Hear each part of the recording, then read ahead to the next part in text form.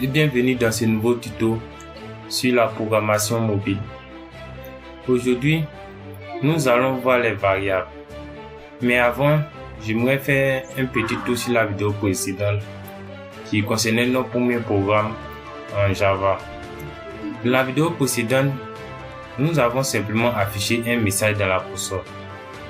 Pour afficher un message dans la console, il suffisait tout simplement de créer une classe et de taper la console system.out.println suivi du message entre griffes. Remarquez bien qu'il ne faut jamais oublier le point virgule à la fin d'une instruction en Java. Prenons l'exemple. Je supprime ce point virgule là. Ici, Eclipse nous signale une erreur. Vous voyez? Essayons de compiler malgré l'erreur.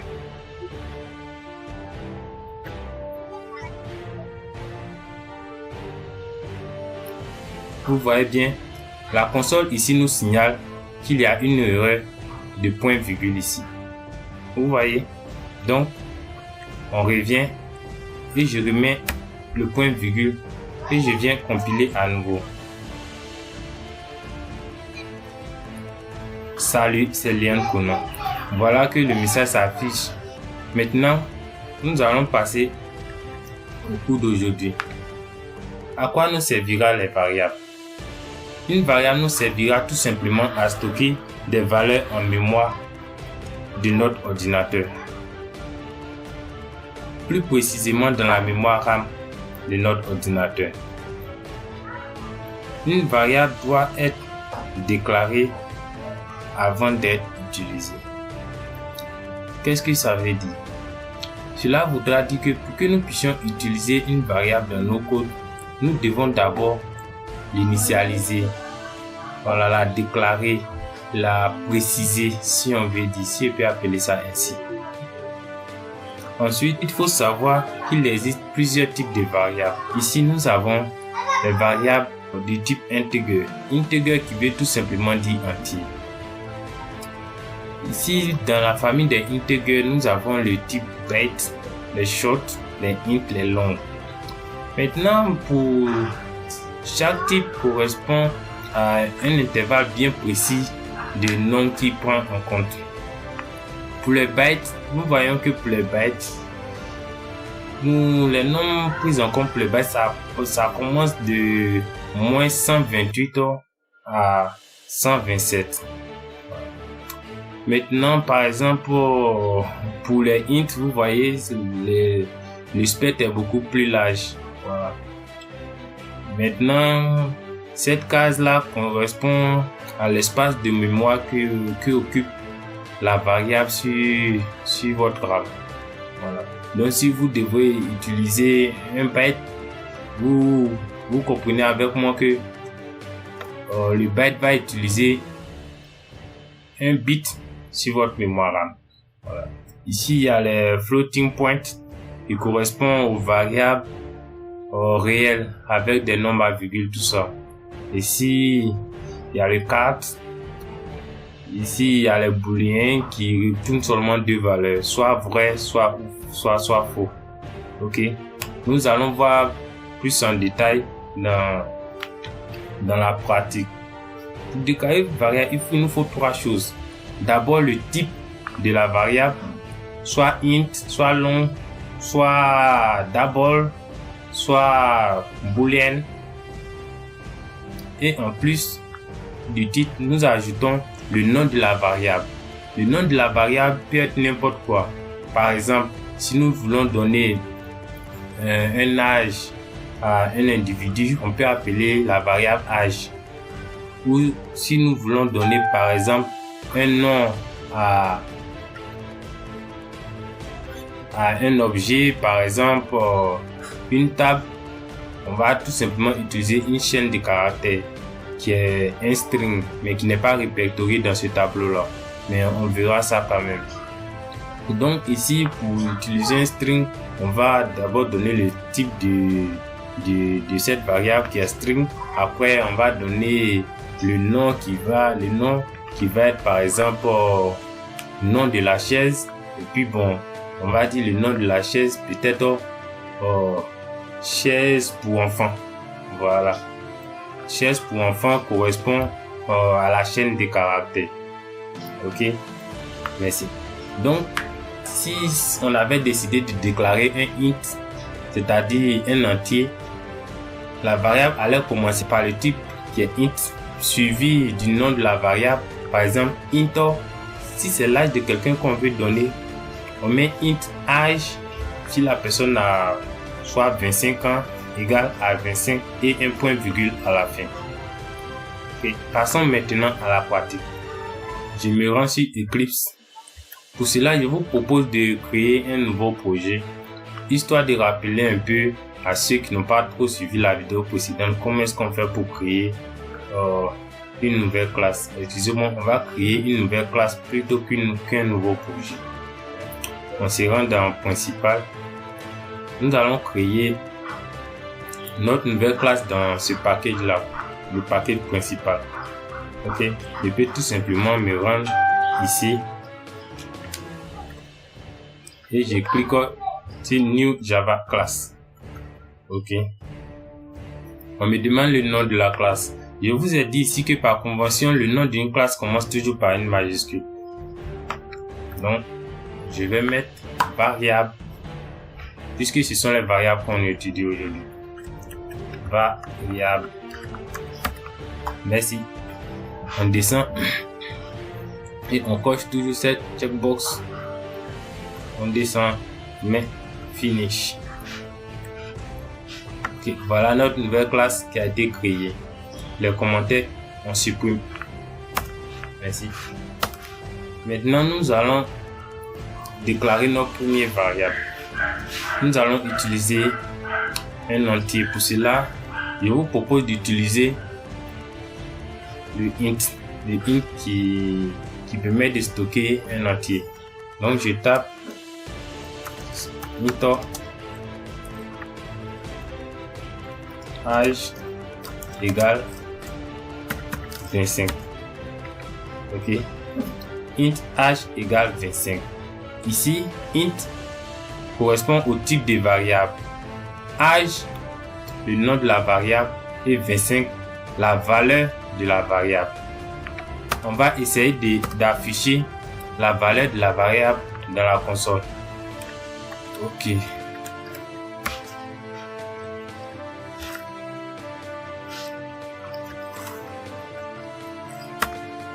Ln. Ok.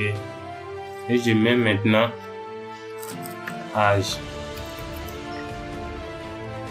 Okay. Je vais compiler maintenant.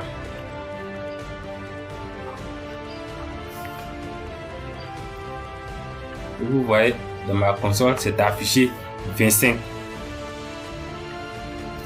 C'est pas si compliqué que ça. On se rend à nouveau. Imaginez un instant si je mets âge en griffe, ce que cela va me donner. Je mets âge en griffe et je viens à nouveau compiler. Vous voyez ici, au lieu de me sortir 25, ça me sort âge. Pourquoi? Parce que lorsqu'on met une instruction en griffe, Eclipse reconnaît cette inscription comme une chaîne de caractères. Voilà. Donc ici, tout ce qui est chaîne de caractères en Java est en griffe, est écrit en griffe. Ok. Donc maintenant, on efface ça. Nous allons essayer maintenant un autre type de variable. Bon, avant ça, je vais vous montrer quelque chose. On va changer le type de variable. On va prendre par exemple un double qui signifie un réel. Ok. Un réel. Si je mets un double, vous voyez que ça passe. Si je mets ici un double et je mets 25, ça passe, il n'y a pas d'erreur. Voilà. Lorsque vous voyez que le prénom ou bien une lettre est soulignée en jaune comme ça, c'est parce que la lettre n'a pas encore été utilisée. Voilà, n'a pas encore été utilisée dans le programme. Donc ici, je mets un double, je mets 25, ça passe parce que 25 est un entier. Venons dans le cas où je mets un int je mets par exemple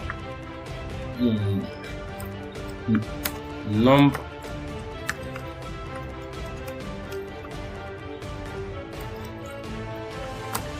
et je mets 2,5 et je mets point virgule.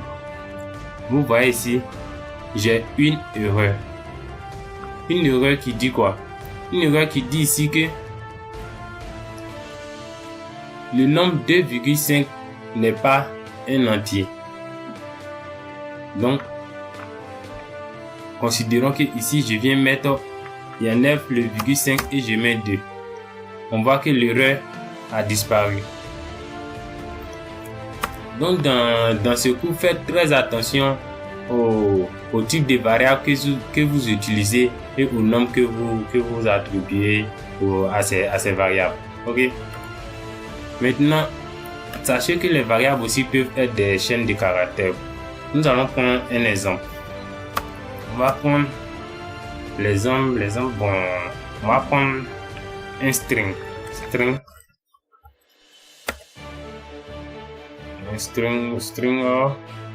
Je mets name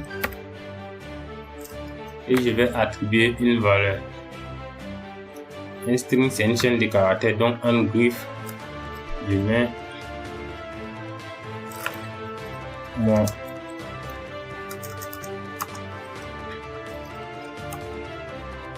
mon âge et je mets 2 points. Ok, j'avais tout simplement oublié le point virgule. Maintenant, essayons d'afficher toutes ces variables là en une seule instruction. Donc je mets système point out.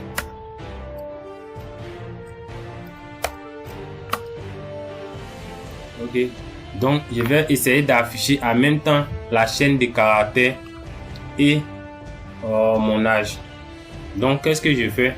Je mets name, ok, plus maintenant âge. Ok, ça on appelle ça une concaténation. Lorsque vous mettez un plus suivi d'une autre lettre ou bien d'une autre instruction affichée en Java, nous appelons ça une concaténation. Voilà. Donc maintenant, je vais zoomer un peu pour que vous puissiez voir ce que j'ai fait. Maintenant, je vais passer à la compilation. Regardez dans la console, mon âge est 25,0. Vous voyez pourquoi ils ont mis 25,0? Parce que ici, j'ai déclaré âge comme un double. Un double, c'est un réel. Donc, imaginons que je change le type de âge, que je mette un int. Et je compile à nouveau. Vous allez voir que le point 0 va disparaître. Je compile. Mon âge est 25. Ok. Maintenant, nous allons faire un peu des choses un peu plus intéressantes. Des choses un peu plus poussées avec les variables. Mais d'abord, nous allons effacer tout ça. Ok. Bon, comme nous sommes en période de crise, bon, juste pour plaisanter, nous allons utiliser un exemple un peu plus rigolo. Je vais au marché et j'ai une somme de 200 euros. Donc supposons 200 euros c'est un entier, donc je mets int, je mets somme parce que c'est l'argent que j'ai sur moi et je mets 200 euros, 200 et je n'oublie pas de terminer par un point virgule. Maintenant j'achète un cache-nez qui coûte 50 euros. Donc je vais mettre cache-nez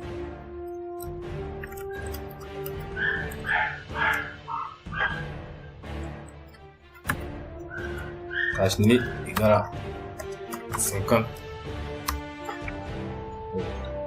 Mais il y a une chose que j'ai oublié de vous signaler. Par convention, une variable, le nom d'une variable commence toujours par une lettre minuscule. Et le nom d'une variable aussi ne comporte jamais d'espace. Pour simuler les espaces, nous pouvons utiliser des lettres majuscules pour montrer que nous commençons un nouveau mot. On appelle ça la notation camel case. Ok. Donc je descends. Bon, après ça, je vais acheter du gel. Donc je mets par exemple int gel. Le gel va me coûter par exemple 100 euros. Ok. D'accord. Donc ici nous allons faire un petit calcul qui va nous permettre de connaître la somme totale des dépenses que nous avons fait et aussi de connaître ce qui nous reste tout simplement. Donc qu'est-ce que je fais? Je vais mettre par exemple dépenses int et puis je mets une dépense qui est égale à cash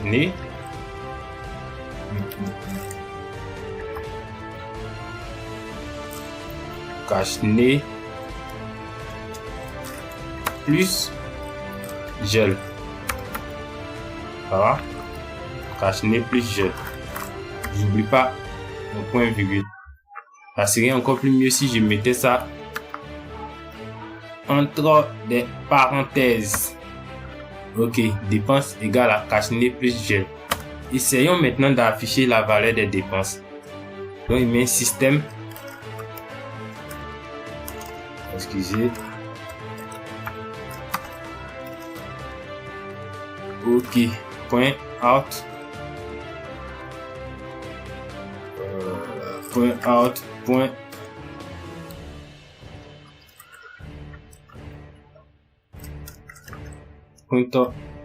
ln.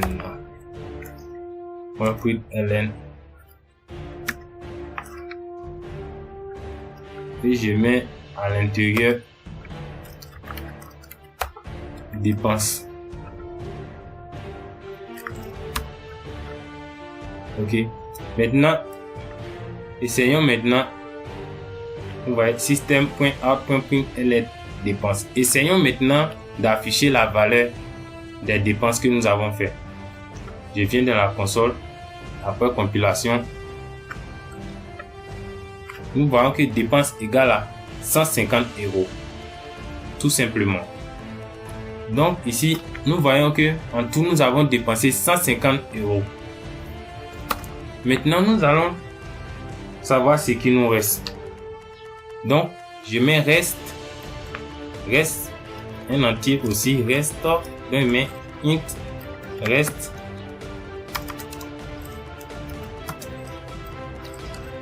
qui est égal à dépenses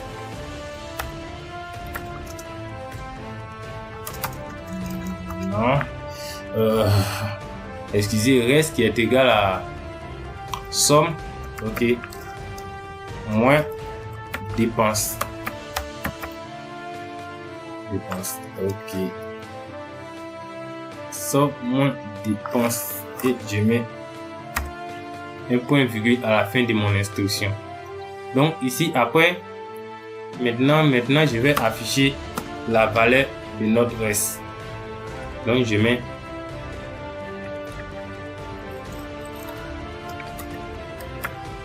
système.out.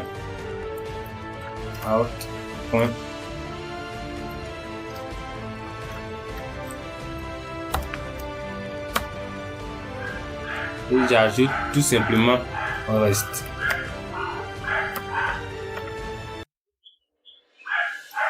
Je compile.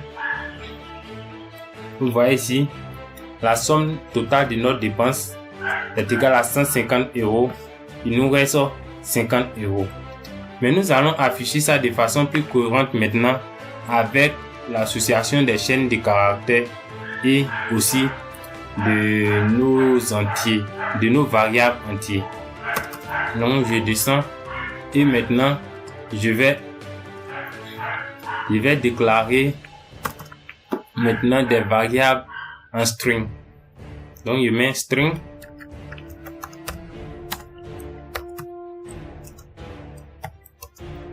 et je mets ici valeur 1 parce que je sais même pas quoi mettre. Je mets valeur et je mets maintenant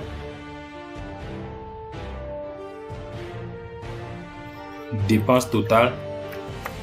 Ok, dépense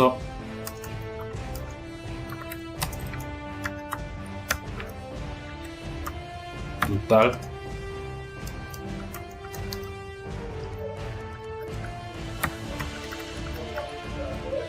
dépense totale, je mets un point virgule. Ok, et je mets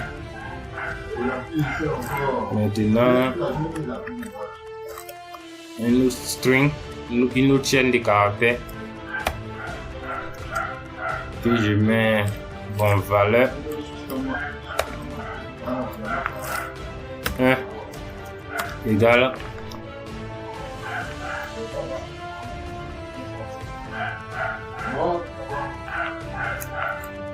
mon reste.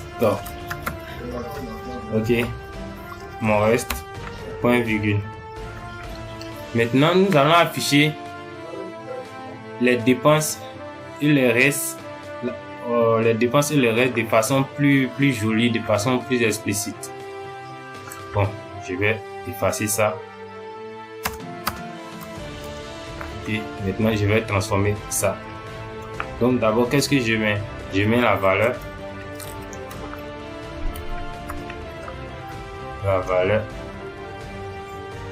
plus. Maintenant, valeur est égale à quoi? Dépense totale. Dépense totale est égale à quoi? Est égale à dépense. Donc je mets dépense.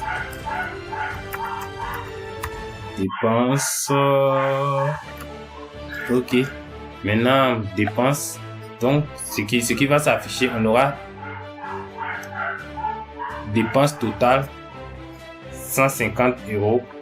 Maintenant, j'ajoute reste. Donc, mon reste c'est valeur 1. De mettre valeur 1. Valeur 1 égale. Maintenant, reste.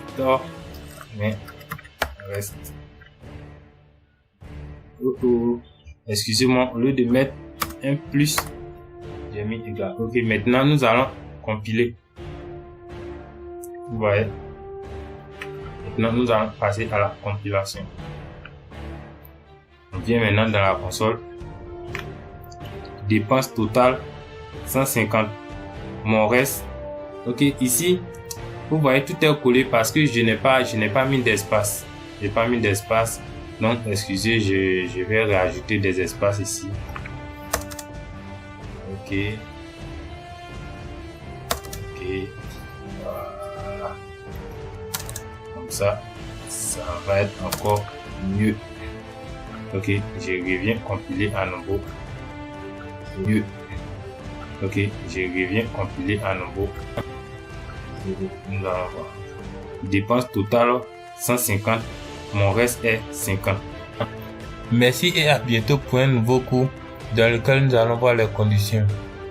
N'oubliez pas de liker, partager et de vous abonner. Et surtout, pensez à coder.